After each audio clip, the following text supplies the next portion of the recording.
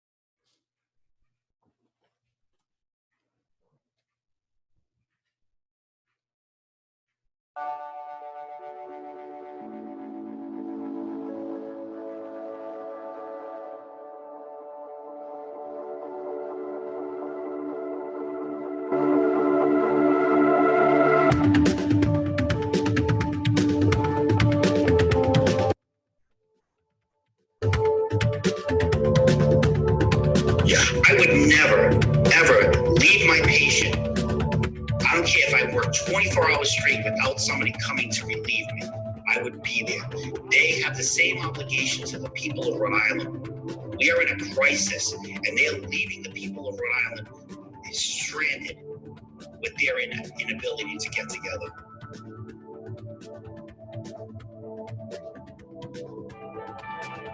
I actually didn't think that I would have to debate the point about we actually have to put money behind our efforts to stop this disease and make sure that our frontline healthcare workers are getting adequately funded, or at least getting some additional funding. I'm kind of surprised that they don't seem to think that that's necessary. We're facing is transcendental, is something that we have never experienced as a country,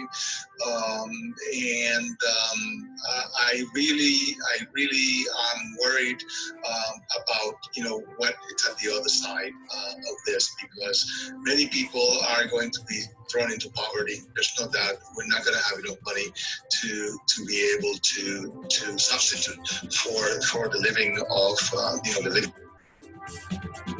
And good evening, everyone. Welcome into Bartholomew Town Live, the first edition here on Facebook. Welcoming all of you who are also joining us on Zoom this evening. some of you are watching, I think, on Instagram as well, potentially, if I didn't mess it up. I'm not 100% sure about that. Right here, just about a month into this operation in one way or another, certainly in Rhode Island and beyond, we're starting to feel the effects. And, you know, one of the things that obviously we've been focusing, if you've been following along with the podcast, if you've been following along with my daily reporting, the medical aspect of this, the medical questions, the scientific questions, obviously that's front and center. That's, you know, unless you have a sick agenda, there's really no other, you know, major focal point to be focused on right now besides how can we contain this? How can we defeat this, solve this global problem right now through human ingenuity, you know, through collaboration. That's first and foremost, obviously, on everyone's mind, and as it should be. Secondarily, though, as you just heard right there, that was Dr. Pablo Rodriguez from earlier today on the Bartholomew Town podcast, Sam Bell, Senator Sam Bell, and Senate candidate Lenny Seo, all kind of echoing the sentiment. Well, look, this particular situation here has exposed vulnerabilities within our system, you know, broadly in healthcare, in wealth distribution. And again, this isn't to necessarily push back on that system as a whole right now, but there is a question right now, and many of you out there who have been reaching out to me, whether it's about getting unemployment benefits if you're a 1099 worker, whether or not you are entitled to any kind of cash compensation, a rent and mortgage moratorium of one sort or another. You know, these are elements that are critical. And right now, there's a lot of question marks. Here we are. It's April 2nd. And I know, just speaking with the man who owns the building that we live in here and work out of, the Bartholomew Town Loft, you know, there's a lot of uncertainty in terms of, you know, what are the expectations? Who is going to be able to pay not only April rent, but May rent? And as we see just this afternoon with Rhode Island Pride announcing all their June events are canceled, okay, we're starting to get a sense, you know, without necessarily having a formal date, any kind of formal timeline, we're starting to get a sense of how this broadly is going to play out. Okay, it's broadly going to be for the long term, and we kind of get that at this point.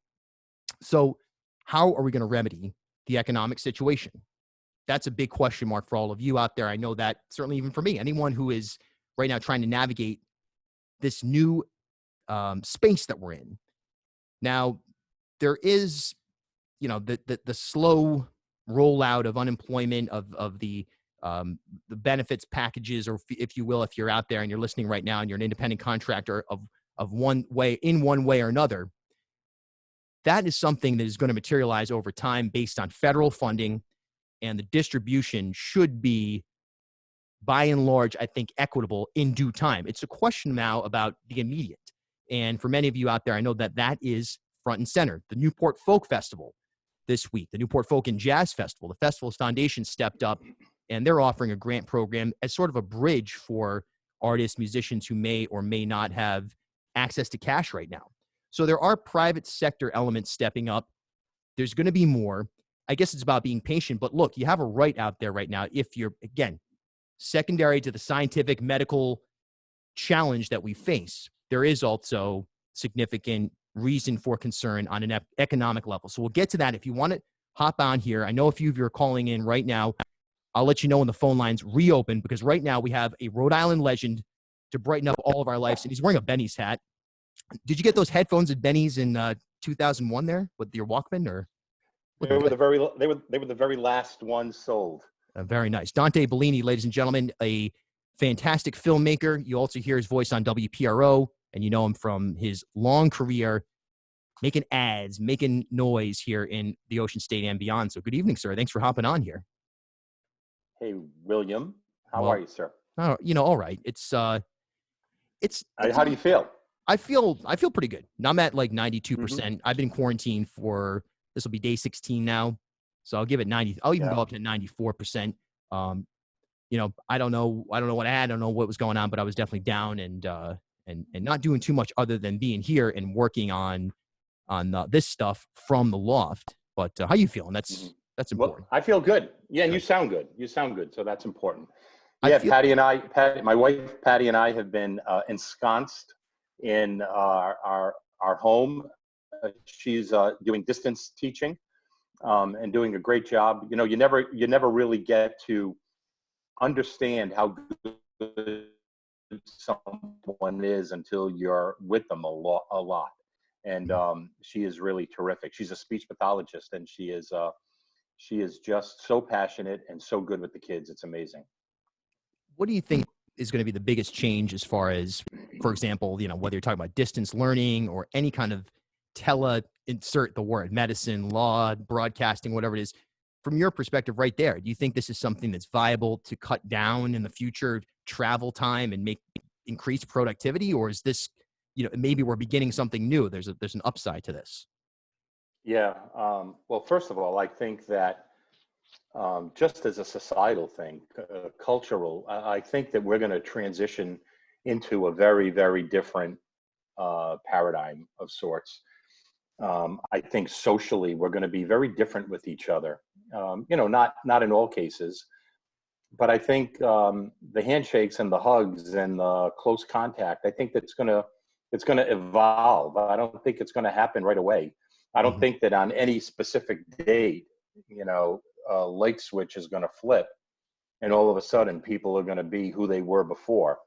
I think it's going to be interesting. I think it's certainly going to be an interesting psychological experiment, if nothing else. But I think people are going to be much more aware of their own sort of boundaries. So I think that's first and foremost. But I do think that there's a lot of good that comes out of this as well.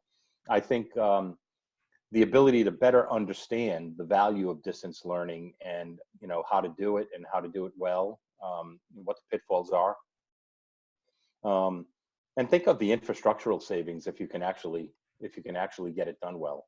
Right. I mean, we're seeing that in terms of the fish returning in Venice, or, these are sort of anecdotal reports that are coming out, of course. But, the idea that my wife sent me a video of turtles returning to a beach in Brazil that they hadn't been at in ages. So there are, there is a reset element to this that you got to look at from at least some element of positivity. But think about just the buildings. If you don't have to heat a building at 70 degrees for 6 hours a day, and you can do it at 62 because you're not using the building as much, or you can repurpose things. I think that there's going to be things to look at, and I also think that there is. I think that there's going to be an ability to look at this and say, holy crap, we were able to do these things while we were in the midst of a crisis of sorts, and it actually worked out better than the way it was before. So I think business will sort of take stock of that and maybe change the way that they do things. I think a lot of this has yet to play out. It's all about getting the economy restarted, but not at the expense of our health. Right. So there's certainly a lot to sort out, but I'm certainly not smart enough to speculate about where it's going to go. Not at this juncture, anyway. Yeah, just a random guess. Anyone who's putting anything out there, like, all right, well, by June 16th we should be good. I mean, that's just how all the models are, obviously fundamentally required data that we just don't have yet. So it's really tough to predict on a specific level, not on a broad level. We can understand there's a major challenge here. I was out yesterday. Go ahead. Yeah. No, and we're certainly, by all measures, we're better off than Florida, as an example, right? That governor made a strategic flaw to do what he did. And they lost a lot of time, and there's a lot of people that, are out there carrying this virus to other people in other states. And, it's, they're not going to come back at the same time we're going to come back. And they're going to be hit harder just in terms of the human toll, the human cost, right, than we are. So on that level, there's going to be this staggering effect throughout the country. So it's going to be really interesting. I'm not losing my optimism, but at the same time, I'm very cautiously aware of the challenges that our leaders have, and all of us have. We're speaking with Dante Bellini Jr., Rhode Island legend in the making and in the past. And, I say that because now you've kind of moved on to the second career wave, one of which is, or part of which is anyway, podcasting. We started a show, the Fill-In Guys. And one of these days, the first episode will come out. It sure will. Well, what's interesting is the premise of this podcast was your idea, the Lunch and Laughs podcast. So we go to different places around the state and set up shop. We bring in an interesting person or two, and it's a fun event, but it also showcases, it's like the My Little Town ornaments, but with like a full century experience. Right. And, I've often said that you and I come at things a little bit differently, but typically end up kind of at the same place, because I think that we're both accepting of each other's points of view. And while we can have fun debating certain issues, I really like your style. I think I have a little bit to add in terms of the experience factor, but I think when we're combined, we bring a lot to the table, and perhaps a little bit unexpected, and it's a lot of fun doing it with you. No doubt about it. And of course, the most recent episode we taped, should we announce who was on it and where it was? Absolutely. All right. So we had Attorney General Nerona at Angelo's restaurant. And speaking of social distancing, the general walks in and bows. And I was like, man, that is it. I'm bowing. That's the move. Yeah, he's always on the forefront of cultural traditions. Yeah. Did you notice how fast he ate? He did. He mowed that down, and I was hungry. I was legitimately hungry. Great eggplant parmesan situation, and he got through his chicken parm pretty quickly. This is the honest to God's truth. Sometimes we're out to dinner, and the basket of bread will come, and I'll be on my first piece. He has eaten 6 of them, and he's that guy. He's that guy, right? And then he'll ask for another basket of bread because he feels bad that I only got 1 piece. These are your people. Thank you.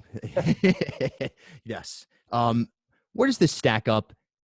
I think back in just terms of Rhode Island challenges. I was out for a little walk yesterday. I saw the Works Progress Administration stamp inside a bridge or something like that. And, you think about major Rhode Island challenges, the floods 10 years ago. I remember driving home from New York to help with my family. The floods, the National Guard had parts of 95 shut down. The station fire, obviously 9/11, that impact. The credit crisis and Sunland's intervention. I mean, where does this rank where we are now in terms of all of those events that you've experienced from inside the media, at media writ large, and what experience can you apply from there to get us out of this jam as quickly and efficiently as possible while not affecting a single life? Yeah. Well, unfortunately, a lot of single lives are affected, right? But I don't think I've ever experienced a prolonged feeling of uncertainty. I'm certain in one respect that we're going to get out of this, and I'm certain that we are going to come back and prevail, and the economy is going to come back, and we'll generally have a sense of goodwill and optimism in this country again. I have no doubt about that. We've been through too many things. The political divide is a little concerning to me as we go through this, because as much as some people do want to make this about politics and either the failure of government or on one side or the other, the fact remains that we got frontline soldiers working on this right now, working 24 hours a day, 7 days a week, doing the best they can to protect us, and we owe it to them, and we owe it to honor them to all sort of pitch in and do our part. So for the average Rhode Island citizen, the average American citizen, that is to simply stay home and get out of the way. Don't be in the way. Don't become one of the invisible enemy, the human carriers of this. Because heretofore, it seems like social distancing is our best weapon. But I go back to I was born in 1958, and my first memory is of John F. Kennedy's assassination. And I can remember vividly, is this the end of the world? What's going to happen? They killed our president, you know, and the nation stood still. And because it was kind of television's instantaneous infancy then, you know, I remember so vividly sitting there as a 5-year-old, 6-year-old, 5, and thinking, oh my God, what's going to happen? What's going to happen to me and my parents? And, you know, are they going to attack us? You know, what happens? And then I can remember the Vietnam War and having that same feeling. And, you know, we went through various assassinations before that, Bobby Kennedy, Martin Luther King, and having that sort of short window of national paralysis. The Vietnam War was that to some degree. And then in 72, 73, we also had an oil crisis, an oil embargo where, you know, you probably seen photos, and if you've done any checking on history, you'd see, you know, hundreds of cars in line to get 2 gallons of gas or 3 gallons of gas. The alternating license plates on different days, that whole song and dance. And I remember sitting in my 9th grade English class at LaSalle Academy, looking across the street, and there was a gas station there, and seeing fistfights over gas. And that was sort of a short window at like national paralysis again. And then, you know, here we had the blizzard of 78. And that was a week of, oh my God, we can't go to the market. We can't do anything. My car's stuck on Route 95. And it was like the worst of times and the best of times in some cases, right? And as weird as it is, I liken it to the blizzard of 78. It's like 12 blizzards of 78 with people dying, right? And not to minimize the deaths, but it is this sense that we are powerless to do anything until somebody does something for us. And that's what's really sort of depressing is not the right word, but you're powerless. You feel unnerving, powerless to, I want to help. There's things that I want to do to help. And I have no expert, like I want to go to Rhode Island Hospital and help Meg Granny, you know, do whatever needs to be done there, right? I want to, you know, help my neighbors go get groceries and stuff like that, but I can't bring them in the house. There's so many rules about what we can and we can't do. Right. So, you know, it's about just trying to be a good neighbor, trying to be a good person, trying to instill optimism and a sense of hope for people and among people. You know, stepping away from the news every now and then because it's overwhelming. And you know, I especially sense that in kids. I have 20 nieces and nephews, and you know, it's a frightening time, and you just want to reassure them, it is, but we're going to get through it. You know, this is not forever. It's not the first time that we've had major challenges here. Dante Bellini Jr., ladies and gentlemen, one half of the fill-in guys. Yeah. Hooligan Productions, a filmmaker, a multi-talented individual, and I'm sure hopefully we can do this again. I appreciate you hopping on here. You bet, Bill. And yeah, see you soon. Always a great time to have you. All right, man. Thanks. All right. Take care. Bye-bye. A legend right there. All right, folks, we're going to bring on our next guest right now. You're listening to Bartholomew Town Live, and good evening. Hey, what's happening? Whoa, what an echo. Let me turn it down. Ladies and gentlemen, RJ Heim, what's happening? How you doing, Bill? I just got home from work. Let's see, I was able to take off the coat and the undercoat and put them right by the washer. Looking forward to getting into the shower after working outside 10 hours today. You know, this emergency has turned germaphobes into like insane people, and I'm one of them. Well, yeah, welcome aboard. I think. I mean, right now, if you look at the average person's hands, just from hand sanitizer damage, I mean, lotion needs to be dropped from the sky right now by the National Guard at any point in time, I would say. Right. The most revealing thing that I saw was that Johns Hopkins University study that they did that shows that the coronavirus, COVID-19, can stay airborne 30 minutes up to 3 hours in a confined space. And 24 hours on cardboard it can live. And what is it, 3 to 4 days on stainless steel and glass? You know, that's like, so just think of how many times your hand touches a surface, your glasses, a pen, the door, the keys, the wallet. So now, like many others should be doing, going through this whole ritual, when I get inside the confines of the house, you find the isopropyl, you find the paper towel, you wipe down the wallet, the keys, the glasses, everything you touched when you came into the house, you know? I mean, yeah, and I wonder, if this will change, I guess, as we look at things going forward, if you'll see more and more people just in general with just the common cold, with whatever, it just will have less sick people, maybe trending 10, 15, 20, 30 years down the line from what we learned from this episode. There's just some fundamental things that can be changed that might, I don't know. This is armchair expert behavior, I guess, right now, but no doubt about it, we might learn something from this, I guess. That's my point. Well, I hope we don't have to go through this for an extended period of time. History shows us that the 1918 pandemic, while things are not the same as they were, they didn't have antibiotics then. People, I'm just guessing, weren't as clean as we are today.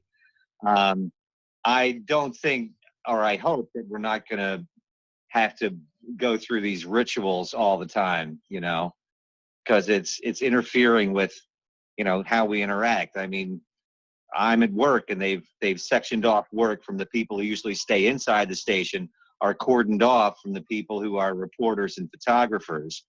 We're set up in a different part of the building where there's 2 edit booths in the garage, a heated garage, and we can't cross that barrier and they can't cross that barrier either.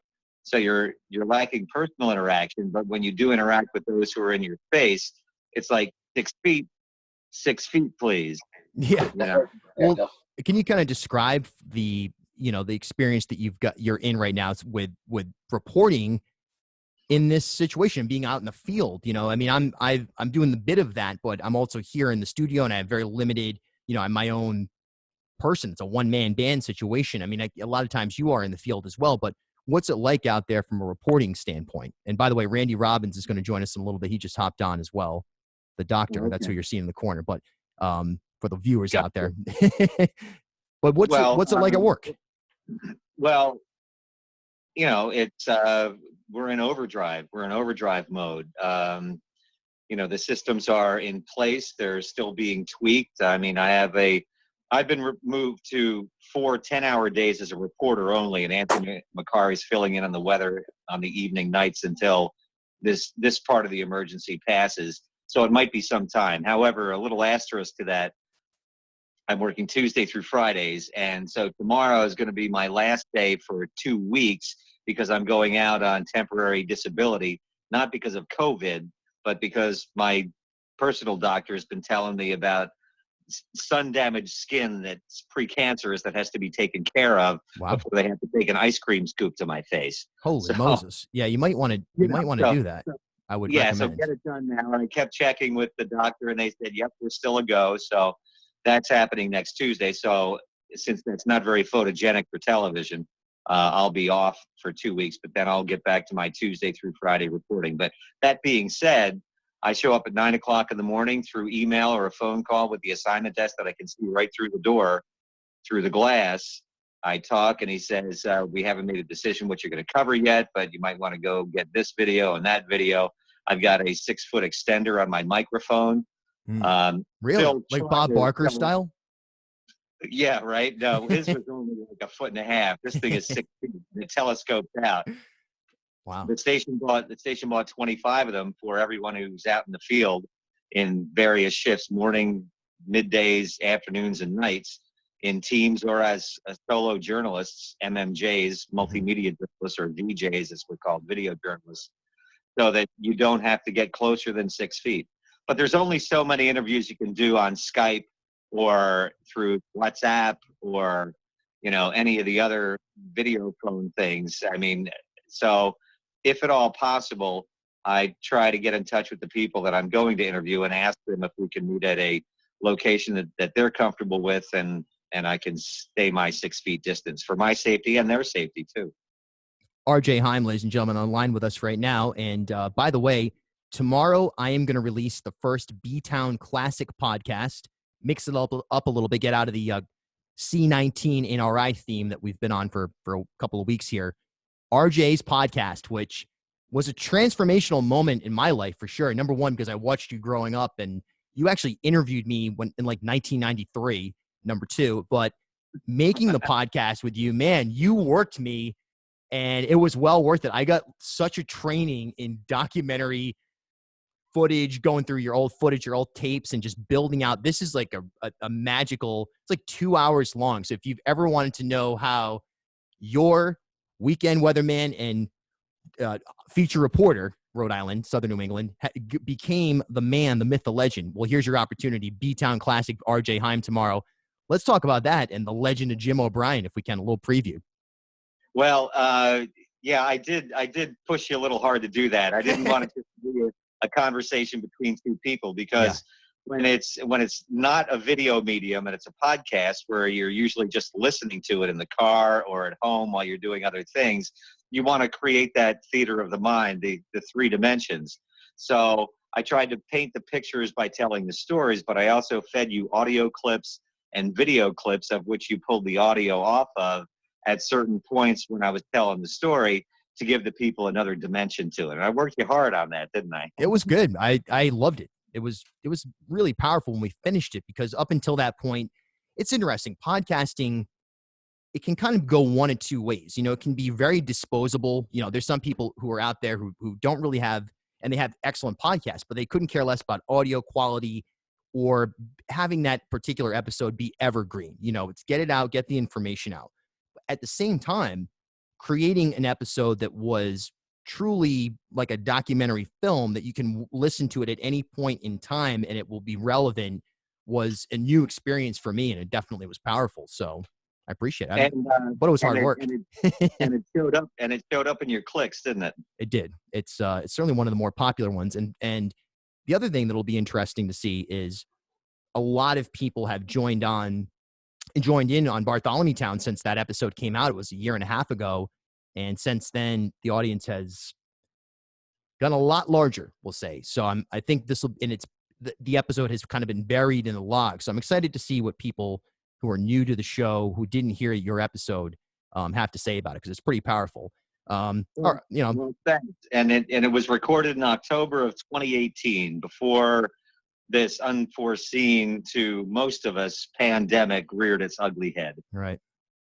RJ, because you make a lot of references, living the dream. Well, this is the rough patch, but it will get better. We're gonna get better. You miss because you do your walks around the city. How's that been? Are you able to do that social distancing? Oh yeah. When the weather's nice and it's a day off, I'll go take a 6, 7, 8 mile walk. And I kind of saw this thing coming in the end of January, so I knew at some point the gym was going to be closed. Mm-hmm. So I went out to Dick's Sporting Goods and bought one of the last sets of 25-pound free weights and the last sets of 15-pound free weights. I don't know if the sporting goods stores are even open or if people can get them anywhere anymore. But I'm glad I did, because now 2-3 times a week I'll do a 45-minute or an hour all-around workout. And there's a loft in my master bedroom, because it's an old 18-some-odd house, 200-year-old house. You've seen it. And there was where the ladder hooks on. I'm like, there's my chin-up bar. Gonna come out of this thing ripped. You're gonna be, people are gonna be running away. Like, oh my goodness, what happened? Is that what happened to you? In the transformation. No, just staying fit. Not have to be Hercules at this point. RJ Heim, ladies and gentlemen, watch him on the news, not for the next 2 weeks, though. You can watch him on all the archives. And, of course, tomorrow, wherever you listen to the Bartholomew Town podcast, I'm going to reissue the RJ Heim episode, one of my favorite episodes of all time. And, yeah, you know, I know that you're one of those people that are probably I would assume that as the weather warms up, you're going to have a harder time pinning down. Is that a fair statement? What do you mean? Like, as the weather warms up and we get into June, if we're still in this sort of social distancing, things are closed off, no beach, no nothing, is that going to be harder for you, or is it going to be about the same as it is now in the slightly chilly times? Look, people can still go out. People should still go out, but they just need to social distance. If everyone follows the guidelines, I think we'll be okay. But I've seen a lot of people not following the guidelines. Look, 6 feet apart. The thing can be airborne in a confined space, 30 minutes to up to 3 hours. So you have to keep that social distance. If you keep that social distance, there's no way the virus from someone who may be not showing any symptoms can jump from that person to you. I agree. I think that, you know, if you're a willing participant at some level, there's hope. RJ Heim, ladies and gentlemen, hey, thanks so much for hopping on here on the inaugural BTOWN live stream. Appreciate it. Yeah, and I will be a reporter tomorrow. So I did a great story tonight. Briefly, I did a great story tonight with this 15-year-old gal who's from a musical family in Providence who created a song about the coronavirus.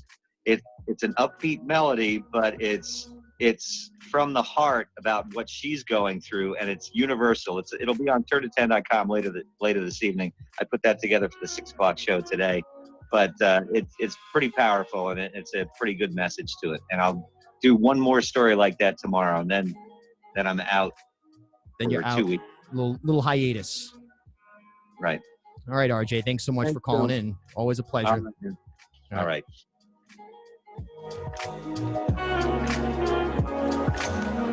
All right. You're listening to Bartholomew Town Live and watching probably if you're on Facebook right now. This is the first time we're doing this. Probably going to do it again. Right now, we're going to bring on a legend from Newport. So we've gone all around the state. By the way, we are going to take your calls. I am going to, if you wanted the Zoom link and I gave it to you, you can hop on now and be waiting for, trying to figure out how to do this, get the doctor video back. Here, ask to start video. Okay, there we go. So if you want to get on, you can call right now, 401-524-6825. We'll put you on hold, or you can hop on Zoom and join in from that perspective. No problem there at all. And joining us in from Newport right now, beaming from the island, Dr. Randy Robbins, ladies and gentlemen. Wow, what's happening, man? How are you, man? Good to see you. Likewise. I'm trying to in a few weeks at least, right? So it has. Social distancing is in full effect, my friend. And I'm just trying to figure out how I can make your video Do I have to do it? Maybe. I don't know what I did wrong here. Let's see. No. Manage participants. I don't want to manage anybody right now. I want to hear some music from Dr. Randy Robbins. And let's see here. More. I don't know. Well, you're on the screen, I think. I can't. I'm in there. You can see me. You can hear me. Yeah. Ladies and gentlemen, Randy Robbins from Newport. Woo. Here I am, man. I'm going to play this song. I haven't played this in like a decade. It's called Waiting for the Sun to Shine. It's a song that I wrote a while back. So see if I can remember it all.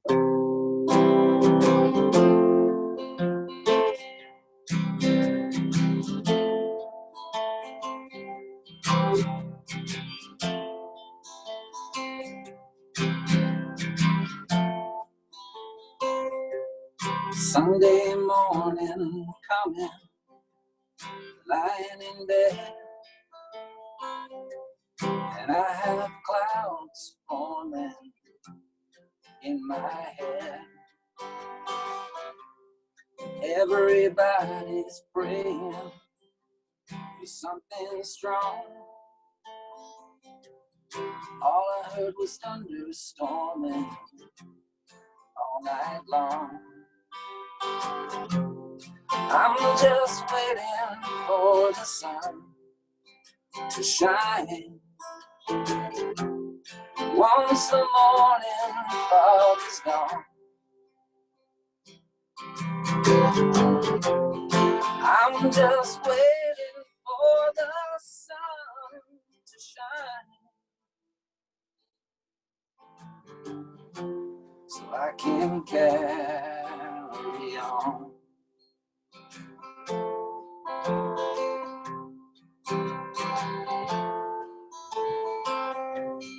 I see visions of the summer sun, people laughing, swimming, having fun.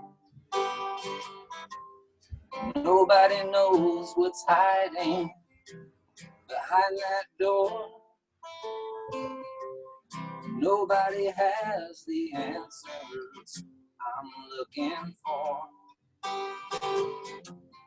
I'm just waiting for the sun to shine. Once the morning fog is gone, I'm just waiting for the sun to shine. Trade my dusk for dawn.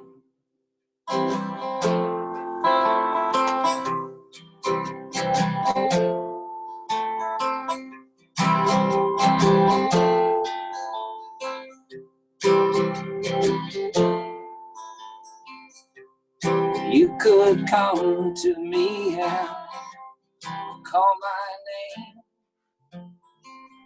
I think you should know by now that I'm glad you came. Open your eyes, babe, crack your smile.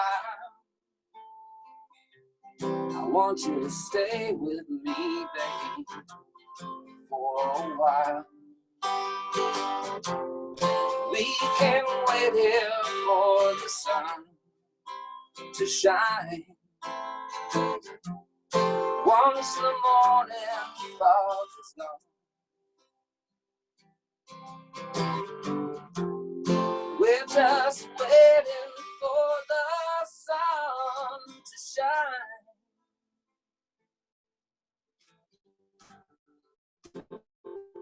So we can carry on. We can wait here for the sun to shine. Trade our dust for dawn.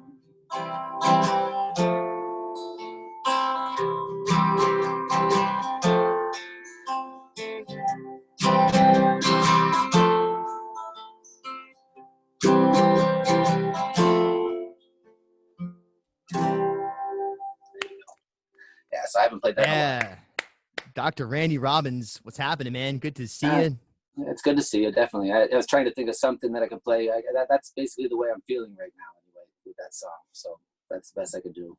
I don't have any coronavirus song that I can play, but I thought about it. How you holding down? I mean, it's tough for musicians right now. You know, you're a full-time gigging musician. You know, what are you doing? Everything's canceled for me right at this point. So I'm basically just strapped, sitting in my room, working on whatever I can work on. It's been rough. So I have roommates. We're all here together, and we're all working, to keep ourselves apart and everything, and not go to many places, not run around with a bunch of party people. I mean, there's resources, but it's tight right now. You know, it's like, you take a look at the Newport Festivals Foundation grant. No, it's worth taking a look at, man. I was looking at the unemployment stuff today, and they're saying now for gig economy employees or for gig economy people don't even apply. Yeah, so that's rough. They got a sign up sheet, so anybody out there is listening right now. I did that. Get on the mailing list. They're going to blast you with the info as soon as as soon as they have it, supposedly. But Randy Robbins, a staple of the Newport music community. Hey, look, they make money in Newport off restaurants. They make money off of the broad industry there.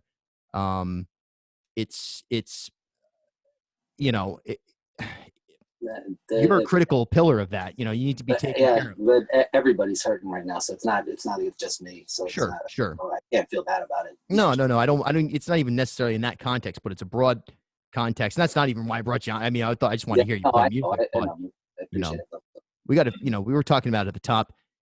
I think it's going to be a combination of, you know, rethinking in the future anyway, rethinking. You know, some people have said, hey, look, use this as, and in fact, Giovanni Ferrosci did a video that I was watching a couple of weeks ago. He had some fascinating comments about, for musicians, you know, you go to venues now and maybe we start working on annual contracts, 50% up front, things like that, you know, to sort of remedy some of these gaps that are there. Again, no one is really looking for a handout. They're just looking for the opportunity to work. I'd work every day if I could, right? So. Yeah, you do. And you're one of the hardest working musicians I've ever met. So thanks for hopping on, Dr. Randy Robbins, my friend. And we'll talk soon. Miss you, man. Yep. Dr. Robbins, ladies and gentlemen. All right. I believe we got Mike Billow on right now of Motif Magazine. He's got a headset. Are you broadcasting from Motif's office? Is this what's happening? Is he there? Can you hear me? I have no idea. I actually can. But there's also, it sounds like there's a train or a Lionel, like small train going through the background, but you are loud and clear, my friend. How's it going? Well, everything's fine, except I'm having a lot of trouble with Zoom. Yeah. I don't know exactly what's going on. I think it's because I had you on Facebook before, and it sees the microphone and the headset.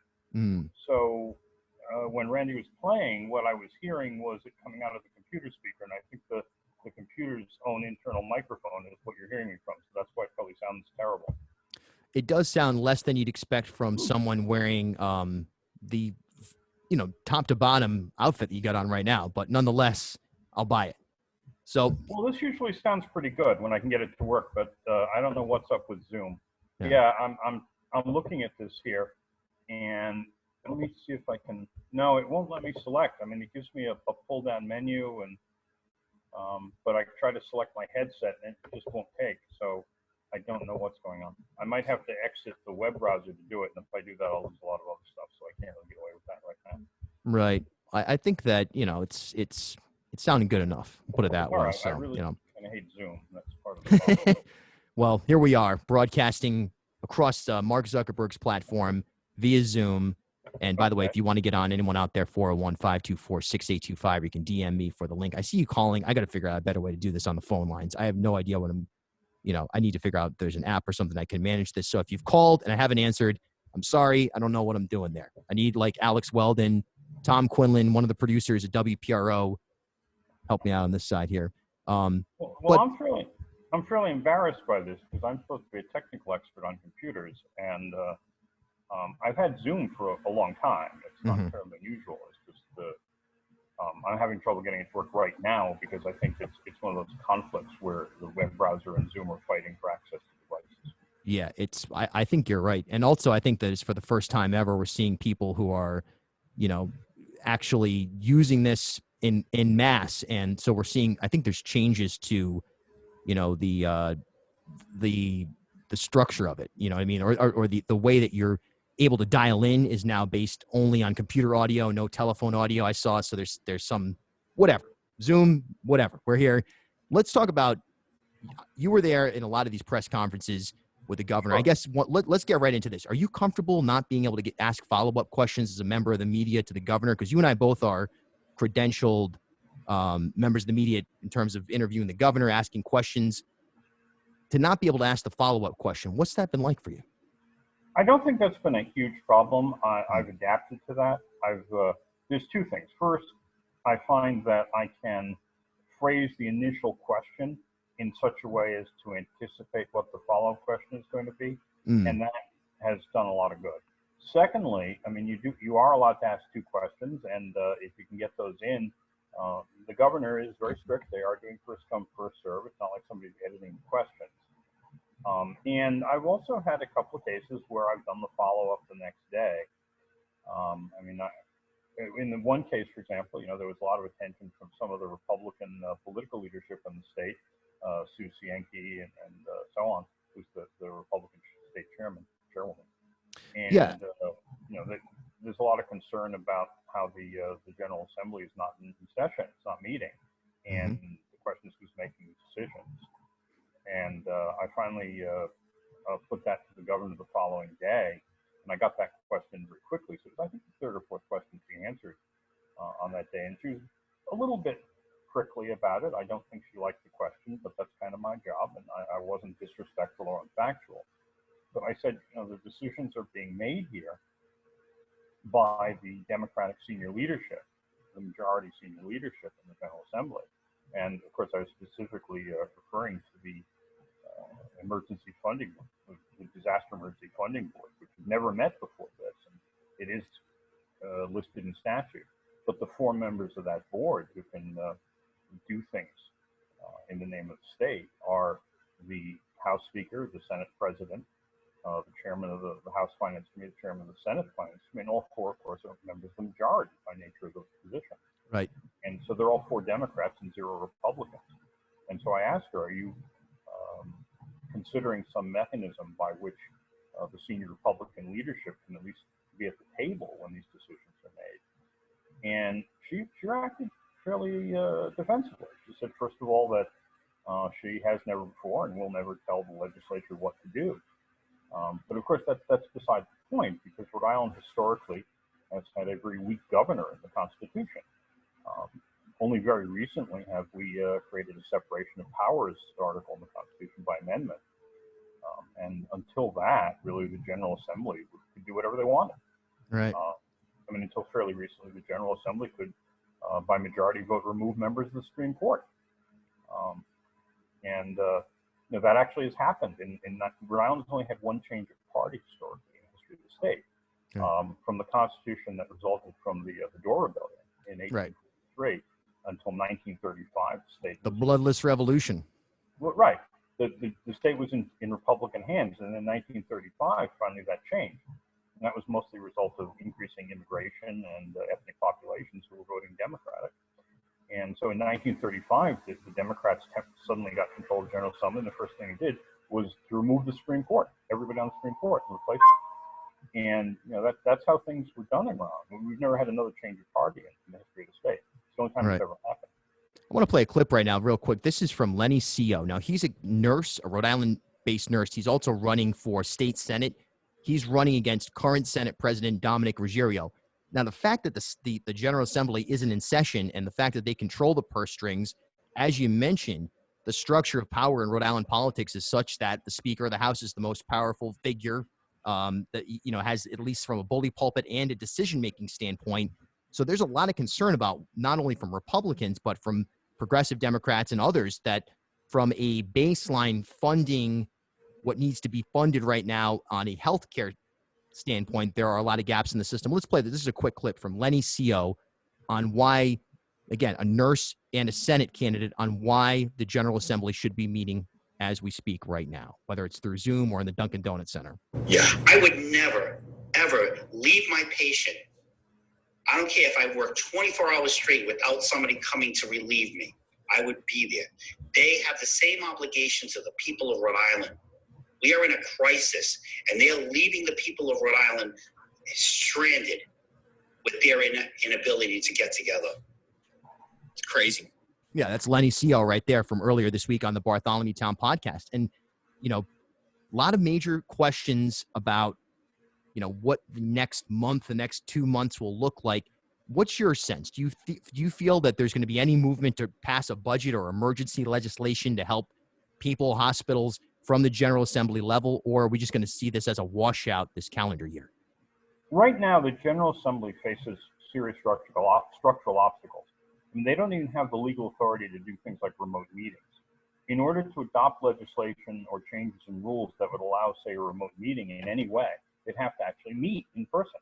And you know, whether that happens in Dunkin' Donuts Center, there are a lot of other ways to do it. One thing they could do, it would be very simple to observe the social distancing rules, would be to schedule a day-long vote and simply schedule each member of the General Assembly to come in during a particular 10-minute interval and cast their vote and leave the chamber. So that sort of thing could be done. But whether there's an impetus to do it is a different question. I don't know whether the current leadership really would think in those terms. And the real problem is that for many years, really decades, the way the General Assembly has operated is top-down. The leadership has made the decisions and told the rank and file what to do, and there's not really any debate or even listening to the rank and file as to what they want or care about. That's changed a bit recently. And the main reason it's changed recently is because there have been a number of people elected who have been, say, from the Progressive Caucus and so on, who are just not terribly fond of the existing infrastructure and leadership. And because of that, I don't know what they're going to do. But there's not enough of them to make decisions by vote. There are legal constraints on the General Assembly. They have to do certain things. They have to, for example, pass a budget. I don't think the Disaster Emergency Funding Board has the authority to do that on behalf of the General Assembly. There's no way. And in fact, there are problems as to what the General Assembly themselves have the authority to do. I mean, I'm working on a story which I've done some interviews for, but the state constitution prohibits the state General Assembly from borrowing money without referendum of the voters in excess of, I think it's $50,000. And so the question is, well, how does the Disaster Funding Board, the Disaster Emergency Funding Board, go in and say, well, we're going to borrow $300 million, which is well in excess of the $50,000 limit in the Constitution. Mm-hmm. And the answer to that question, it turns out, is that that they're simply not pledging the full faith and credit of the state.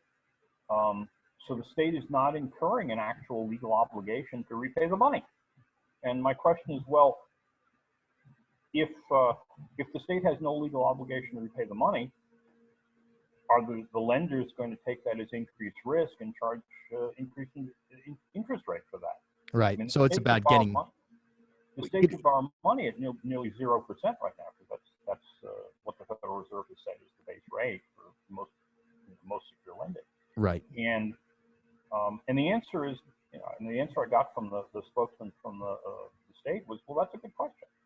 It's happened. So it's really messy.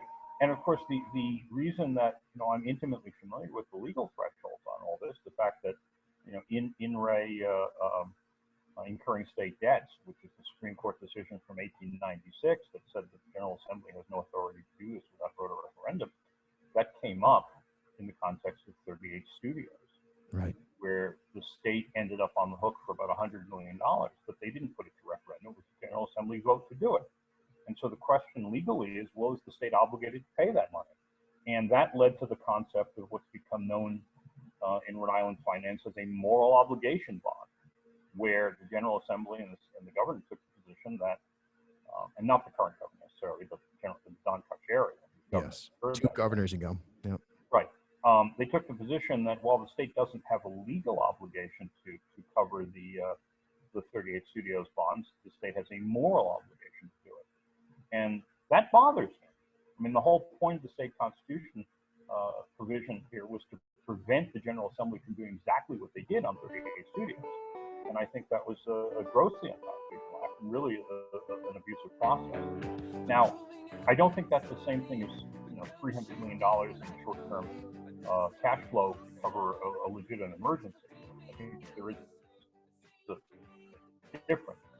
What the government is doing now and what the General Assembly or Fragment is doing now is not the same as 38 Studios, but the legal problems are essentially the same. And we didn't fix it after that, and we haven't fixed it now. Mike Billow, he writes for Motif Magazine. You can read him in each issue. You can also read him online, and you can hear him on these airwaves. I mean, this is the first time I've done this, I'm sure. We'll have you back on. Hopefully get that headset functioning to your liking, so it was fine on mine. So, well, if you can understand me, that's good. But yeah, that's all that matters. The built-in microphone on the computer. Yeah, we're not making motion pictures here, so appreciate it, my friend. Okay. Folks, this is Bartholomew Town Live, and you are listening or watching on Facebook. A pleasure to be here with you. That was Mike Billow of Motif Magazine. Dante Bellini Jr. on earlier tonight. We also had the great R.J. Heim going through some of your comments right now. Here's Luis Daniel Munoz, Dr. Munoz. He was on Bartholomew Town earlier this week. It seems like the administration has just decided to also control the press conference video stream by having their own videographer record the session and filter it through to other channels. Well, Channel 12 is actually, I believe, in charge of distributing the feed. I'm going to confirm that the process. I'll reach out and make sure that that's the case, but I believe it is still independent in terms of the feed. Will that limit public audience will that limit audience public engagement that has been happening through the live stream news?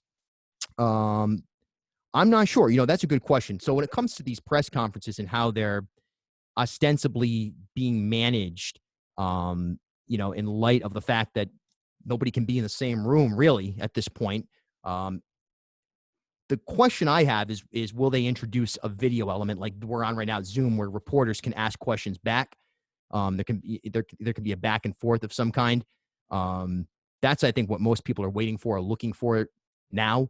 I've asked about it. Mayor Lorz's office is doing that. So if we have a press conference with the mayor, it's on Zoom. There's an ability for a back and forth on questions. Now, as we just heard Mike Billow of Motif Magazine, and for the most part, many of the questions that are presented are asked, or even the next day there's a follow-up opportunity. But I think just from an optics standpoint, they'd be wise to throw some kind of back and forth ability in there for all of us.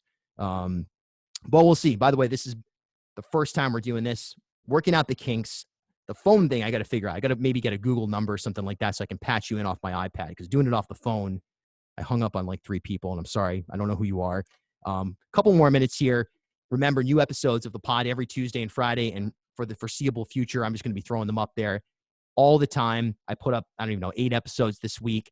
In the last week or so, you can hear Lieutenant Governor Dan McKee, Secretary of State Nelly Gorbea. You can hear from Dr. Pablo Rodriguez, Dr. Luis Daniel Munoz. You can hear from Bloom Shapiro on how the stimulus bill is going to impact large business, small business, independent contractors, individuals, families. You can hear from how this is impacting the disabled community in Rhode Island, the homeless community in Rhode Island. It's a wide swath of conversations up there, and you can find those at ripodcast.com. They're always there waiting for you. And as I mentioned, tomorrow I'm going to pop up the one and only RJ Heim episode, my favorite episode probably, at least from that first batch of that first year of doing Bartholomew Town. The RJ episode. Nothing like it. For Dante Bellini Jr., RJ Heim, Randy Robbins, and Mike Billow, thanks so much for spending some time with us tonight. We're going to work out the kinks, and I think we're going to do this on a regular basis. I don't know when the next one will be, maybe tomorrow night, actually. Tune in at 7 o'clock. We'll say right now, it's me here tomorrow night at 7 o'clock on Facebook. If you want to get on the show in any way, shape, or form, I'm going to put that number up here for you right now one more time. And you can also direct message me for the Zoom link, and we'll hop you into the program. Copy that down, folks.